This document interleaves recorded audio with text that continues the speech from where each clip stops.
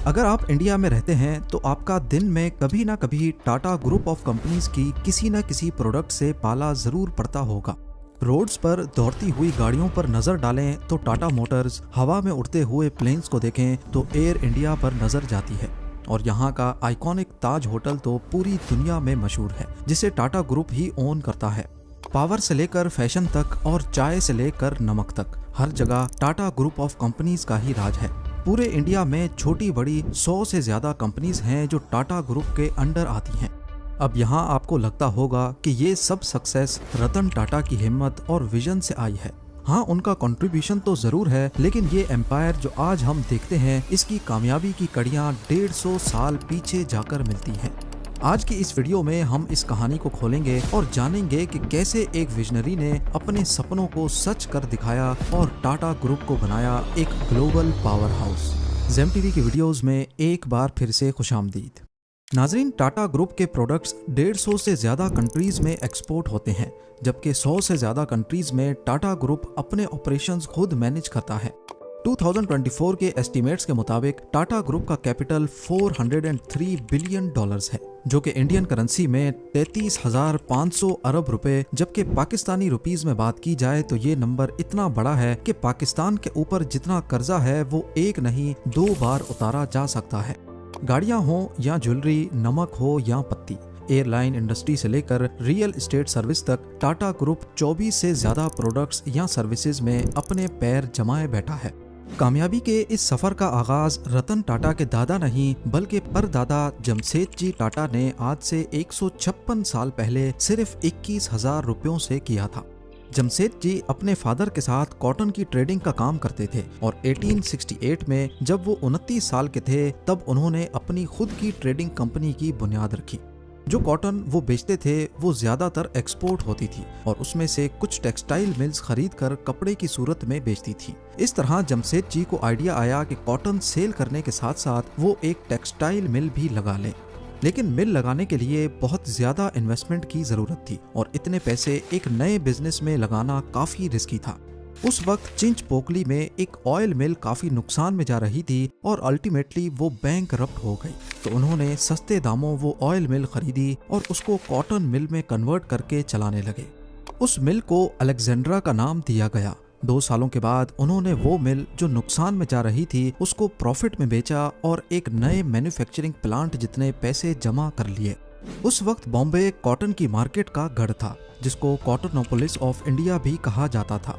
जमशेदजी का ताल्लुक खुद भी बॉम्बे से ही था, लेकिन इसके बावजूद भी उन्होंने अपनी नई कॉटन मिल बॉम्बे से 770 किलोमीटर दूर नागपुर में स्टैब्लिश की। इस नई मिल को एम्प्रेस मिल का नाम दिया गया, जिस पर बॉम्बे के लोगों ने उनको कॉटन की मार्केट से इतना दूर मिल बनाने पर बहुत ताने भी दिए। किसी को भी ये समझ नहीं आ रहा था कि जब बॉम्बे कॉटन की मार्केट का हब है तो जमशेदजी ने नागपुर में मिल क्यों स्टैब्लिश की। पर वक्त ने साबित किया कि जमशेदजी का ये फैसला बहुत अच्छा था। पहला ये कि रॉ मटेरियल यानी कि कॉटन की फसलें ज्यादातर नागपुर के करीब होती थी, जिसकी वजह से रॉ मटेरियल की सप्लाई का इनको कोई मसला नहीं होता था। दूसरा रीजन था वाटर सप्लाई। कॉटन को कपड़ा बनाने के प्रोसेस के दौरान बहुत सारा पानी चाहिए होता है और नागपुर के पास कई रिवर्स और लेक्स हैं, जिनकी वजह से पानी की सप्लाई का भी मसला नहीं था। तीसरा रीजन था मजदूरों की अवेलेबिलिटी। क्योंकि बॉम्बे जैसे शहरों में मजदूरों की डिमांड ज्यादा थी, इसी वजह से वहाँ अक्सर मजदूरों की शॉर्टेज रहती थी और शहर में कॉस्ट ऑफ लिविंग ज्यादा होने की वजह से वहाँ पर उनका रेट भी ज्यादा होता। पर नागपुर में बेरोजगारी ज्यादा होने की वजह से यहाँ रेट बहुत कम थे और अवेलेबिलिटी ज्यादा। अब क्योंकि इस एरिया में पहले कोई कॉटन मिल नहीं थी, इसी वजह से वहाँ के मजदूर ज्यादा ट्रेंड नहीं थे, उन पर बहुत मेहनत करने की जरूरत थी। जमशेदजी ने देखा कि वर्कर्स काम पर ज्यादा ध्यान नहीं देते, बात बात पर छुट्टी कर लेते हैं और ज्यादातर दिनों में ऐसा भी होता था कि 20% से ज्यादा वर्कर्स छुट्टी पर होते थे। ये बात जमशेदजी टाटा को बहुत परेशान किए रखती थी, लेकिन उन्होंने इस मसले के सॉल्यूशन के लिए आज से 150 साल पहले एक ऐसा तरीका अपनाया जो आज के मॉडर्न एरा में भी तसव्वुर करना मुश्किल दिखाई देता है। उन्होंने वर्कर्स को डांटने, उनकी सैलरीज काटने के बजाय उन्हें मजीद फैसिलिटीज देने का फैसला किया। उन्होंने एक ऐसी स्कीम इंट्रोड्यूस की कि उनकी फैक्ट्रीज के तमाम वर्कर्स को रिटायरमेंट के बाद पेंशन भी मिलेगी। उनकी मेडिकल इंश्योरेंस भी की गई और उनकी एंटरटेनमेंट के लिए स्पोर्ट्स डे और फैमिली डेज भी रखे गए। ज्यादा बेहतर परफॉर्म करने वाले वर्कर्स को सबके सामने इनाम भी दिया जाता था। यानी ये सब कुछ आज के दौर में तो समझ आता है, लेकिन उस दौर में ऐसा करना किसी ख्वाब से कम नहीं था। और मजे की बात यह कि उनकी ये स्कीम काम भी कर गई। वर्कर्स खुद को वैल्यूड फील करने लगे, वो कंपनी को अपनी कंपनी समझकर काम करने लगे। जमशेद जी का मानना था कि इंडिया को मजबूत बनाने के लिए हर चीज का इंडिया में ही मैन्युफैक्चर होना बहुत जरूरी है, और अपना यही मिशन लिए वो कोशिश करते गए। उन्होंने मजीद कंपनीज लगाना शुरू कर दी। उस वक्त सिल्क बहुत प्रीमियम कपड़ा समझा जाता था और उसमें सबसे ए क्लास सिल्क फ्रांस से इंपोर्ट होता था। फ्रेंच सिल्क वॉर्म पूरी दुनिया में बेहतरीन सिल्क प्रोड्यूस करने के लिए जाने जाते थे। जमशेद जी फ्रांस गए और वहां से फ्रेंच सिल्क वॉर्म की ब्रीड इंडिया में लेकर आए। लेकिन मसला था कि ये सिल्क वॉर्म सिर्फ यूरोप के क्लाइमेट में ही अच्छी प्रोडक्शन देने की काबिलियत रखते थे। इंडिया में उनका सरवाइव करना काफी मुश्किल था। लिहाजा उन्होंने बेंगलोर में एक सिल्क फार्म एस्टेब्लिश किया, जहां का क्लाइमेट इस खास सिल्क वॉर्म के लिए काफी बेहतर तो था, लेकिन परफेक्ट नहीं था। शुरुआत में उनको काफी मुश्किलात का सामना करना पड़ा, जैसा कि फ्रेंच सिल्क वॉर्म में अक्सर बीमारियां फूट पड़ती थी। इन मसलों को फिक्स करने के लिए पहली बार कंट्रोल्ड एनवायरनमेंट में सिल्क वॉर्म की फार्मिंग का कॉन्सेप्ट भी जमशेद जी टाटा ही लेकर आए। खुशकिस्मती से ये एक्सपेरिमेंट काम कर गया और इस तरह जमशेद जी ने टाटा सिल्क की सूरत में इंडिया को बेहतरीन सिल्क बनाने के काबिल बना दिया। आज इंडिया दुनिया के सबसे बड़े सिल्क प्रोड्यूसर्स में से एक है, और ये सब उन पहले एक्सपेरिमेंट्स, इनोवेशंस और रिसर्च की वजह से मुमकिन हो पाया है। उस वक्त इंडिया में ब्रिटिश ईस्ट इंडिया कंपनी और फ्रेंच ईस्ट इंडिया कंपनी का राज था। जमशेद जी ने फ्रेंच ईस्ट इंडिया कंपनी को टारगेट किया और 1885 में पौंडीचेरी में एक कंपनी बनाई, जिसका मकसद सिर्फ और सिर्फ इंडियन टेक्सटाइल्स को फ्रेंच कॉलोनी के बीच इंट्रोड्यूस कराना था। लेकिन ये आइडिया कम डिमांड की वजह से कामयाब नहीं हुआ। कॉटन के अलावा वो अपना नेटवर्क और भी बढ़ाना चाहते थे। वो चाहते थे कि इंडिया में जो भी चीजें इस्तेमाल होती हैं वो पूरी तरह इंडिया में ही मैन्युफैक्चर हों। उनके टोटल 4 ख्वाब थे: आयरन और स्टील की मैन्युफैक्चरिंग, होटल, एजुकेशन और हाइड्रो इलेक्ट्रिक प्लांट। पर सिर्फ होटल ही वो ऐसा सपना था जिसको वो पूरा होते देख पाए, और ये था द ताज महल होटल, जो 1903 में कंप्लीट हुआ था। जब ताज महल होटल पहली बार खोला गया तो ये इंडिया का पहला होटल था जिसमें इलेक्ट्रिसिटी कनेक्शन था। इसके अलावा अमेरिकन फैंस, जर्मन एलिवेटर्स और टर्किश बाथ्स भी इसमें इंस्टॉल किए गए। शुरुआत में ताज महल होटल के रूम्स का रेंट सिर्फ 13 रुपए हुआ करता था, जिसमें अटैच बाथरूम भी शामिल था। ताज महल होटल खोलने के पीछे क्या वजह थी, इसके बारे में कई कहानियां मशहूर हैं। कहा जाता है कि एक बार जमशेद जी को बॉम्बे के मशहूर वॉटसन्स होटल, जिसको आज एस्प्लेनेड मेंशंस भी कहा जाता है, में जाने की परमिशन नहीं मिली, क्योंकि वो सिर्फ ब्रिटिशर्स के लिए बनाया गया था। इसी वजह से उन्होंने ताज महल होटल बनाने का फैसला किया। लेकिन इस कहानी को चार्ल्स एलन नामी एक राइटर ने झूठा करार दिया और लिखा कि जमशेद जी इतनी छोटी सी बात को दिल पे नहीं ले सकते थे, बल्कि उनको अपने शहर बॉम्बे से काफी लगाव था और वो अपने होम टाउन को एक गिफ्ट देना चाहते थे।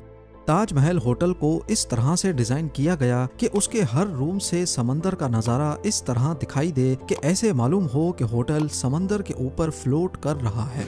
उस दौर में ब्रिटिशर्स तेजी से पूरे ब्रिटिश इंडिया में रेलवे नेटवर्क बिछा रहे थे, जिसमें लगने वाला हजारों लाखों टन लोहा ब्रिटेन से इंपोर्ट किया जाता था। जमशेद जी का ख्वाब था कि वो इंडिया में ही स्टील मैन्युफैक्चर करें।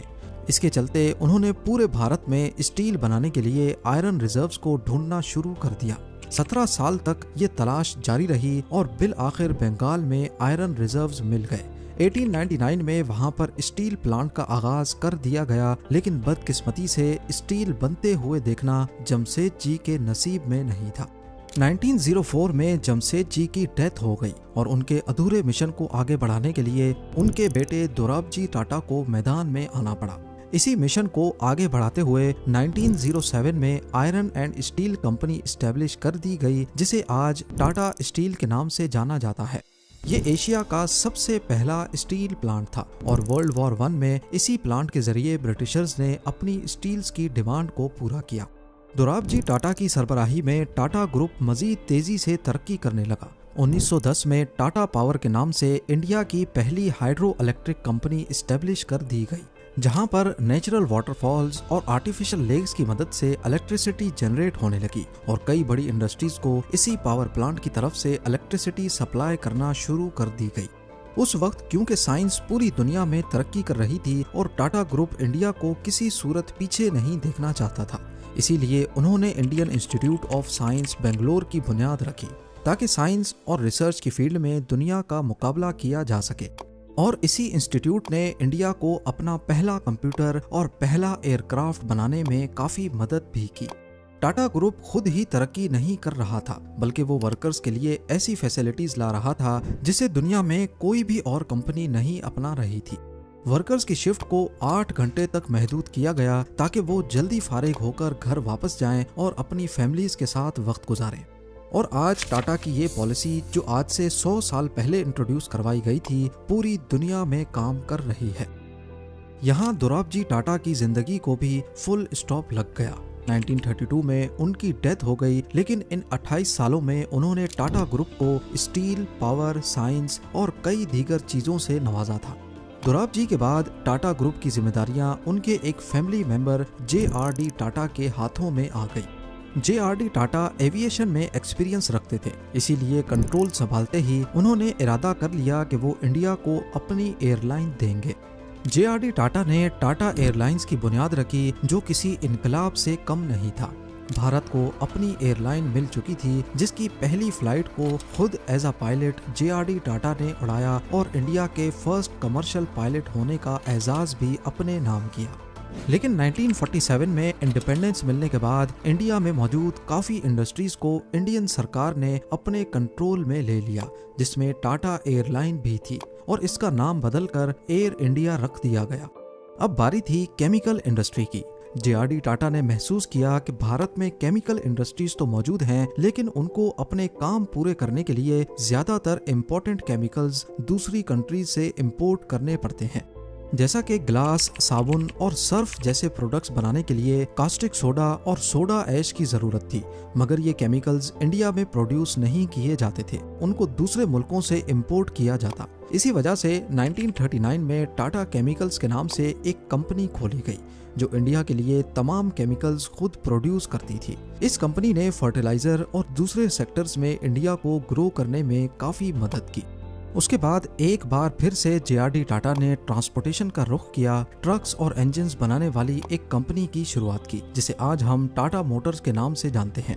टाटा मोटर्स कई मॉडल्स की कार्स, ट्रक्स और दूसरी व्हीकल्स बनाता है। टाटा मोटर्स आज भी इंडिया की मोटर इंडस्ट्री में एक बड़ा नाम है और यहाँ से गाड़ियाँ साउथ अफ्रीका भी भेजी जाती हैं। उसके बाद 1960s में जब कंप्यूटर्स और टेक्नोलॉजीज की तरफ दुनिया बढ़ने लगी, तो टाटा ग्रुप भी पीछे ना रहा। उन्होंने इंडिया की सबसे पहली सॉफ्टवेयर और IT कंपनी TCS यानी टाटा कंसल्टेंसी सर्विस बना दी। 1984 में JRD टाटा ने महसूस किया कि भारत में लोग चाय बहुत शौक से पीते हैं, इसीलिए टाटा ग्रुप ने चाय की डिमांड को पूरा करने के लिए भी कदम उठाया। उन्होंने टाटा टी के नाम से एक कंपनी शुरू की और वो कंपनी दुनिया की चाय बनाने वाली कंपनीज में आज तक एक बड़ा नाम है।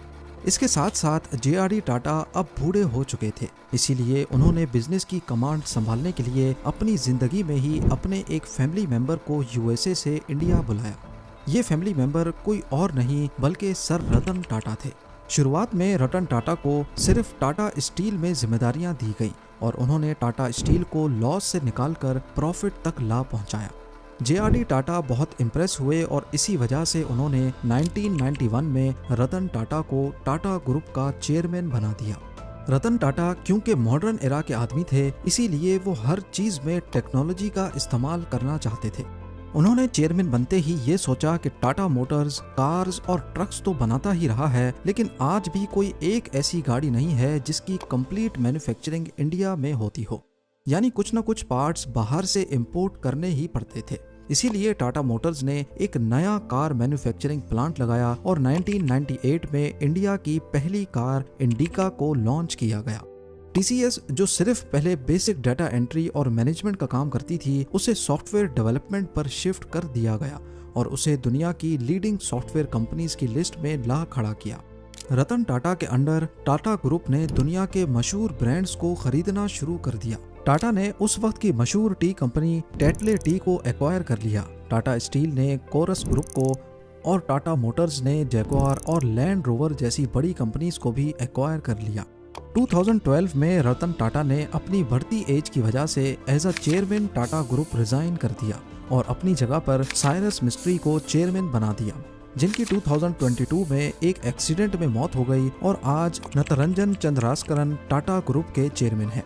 टाटा ग्रुप आज भी तेजी से तरक्की कर रहा है और जिंदगी के हर शोबे में सिर्फ इंडिया ही नहीं बल्कि दुनिया भर के लोगों के लिए अपना किरदार अदा कर रहा है। ये किसी एक शख्स की मेहनत नहीं बल्कि 150 साल तक कई लोगों के खून पसीने का नतीजा है। उम्मीद है ज़ेम टीवी की ये वीडियो भी आप लोग भरपूर लाइक और शेयर करेंगे।